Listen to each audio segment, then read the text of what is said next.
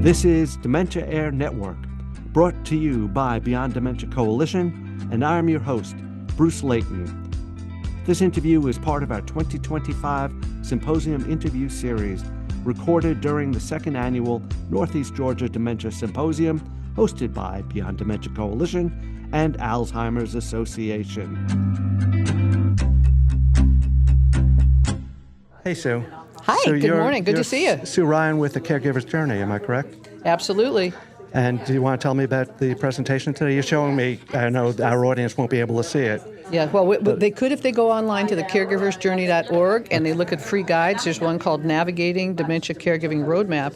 And what Nancy and I created is, you know, when you get a diagnosis, there's so many things that come at you, and you want to know about caregiving, you want to know about the diagnosis. We said we wanted to simplify it for people, and we wanted to have them have a better understanding of, okay, in the beginning, these are some of the things to prioritize. So we created this resource that talks about some steps to things to do right away after the diagnosis. And then we've got links to things that they can look at or things that they can do. Then we've got kind of that middle stage that we call the messy middle, where you're asserting more control, there's more resistance, things like that. So we've got some steps there and some resources. And then later on, when you pretty much are full control, we've got some things there. And so what we created was this guide for people, so it kind of allows them to breathe.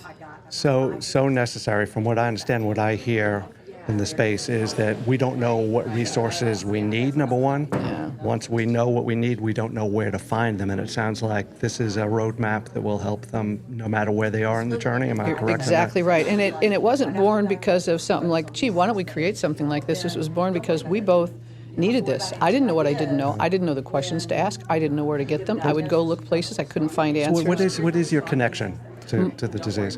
I've had multiple family members, including my grandmother, my husband, and my dad, all who had the diagnosis.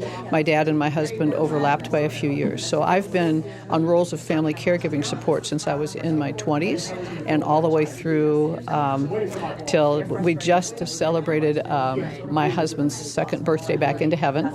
Today is actually his real birthday. And so I had a lot of experience with that and went, the good, the bad, and the ugly of it.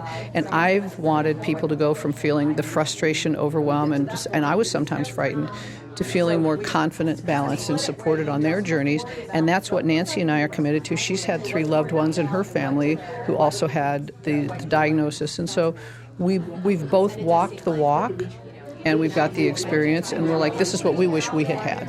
Yeah. So if you look back, this is out of curiosity. Yeah. Is it more what you did or what you didn't do? Is this? No, in terms of your experience. I'm always curious as to, looking back, I know I've been through it to some extent. Yes. And you look back and sometimes there's a sense of guilt in terms of what you did or didn't do because of what you didn't know, right? Yes. So I'm just delving into it a little bit. All right. First of all, I'm going to start by saying I don't use the word guilt because we're not. Guilt is something that people don't look at, and guilt means you've legally done something wrong. And people say about worry. So those are emotions that I say don't really serve us. So there are lessons that I learned where I would have preferred to have known. I learned when the outcome was not what I anticipated, and I learned from that. I also learned through trial and error. I mean, I would just try, and then I would learn. I would ask. I'm just unquenchably curious. I would go to support groups. I would ask questions. So I would say that sometimes I was learning proactively, like as the third generation of the learning process, because usually people learn from something that they didn't know. And then I also got smarter about finding the resources to tell me ahead of time what to be doing. And that's where all of this came from. Like Nancy and I talk about travel. And one of the things we talk about is we learned about not going with our loved one from the trip after when we should not have been traveling anymore. And so you sometimes learn ahead of time and sometimes you learn afterward.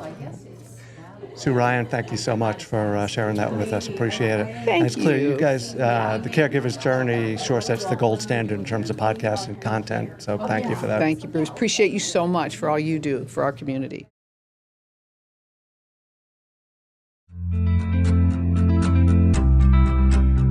We hope this brief but meaningful conversation offers a vital perspective on dementia care, advocacy, and the power of community.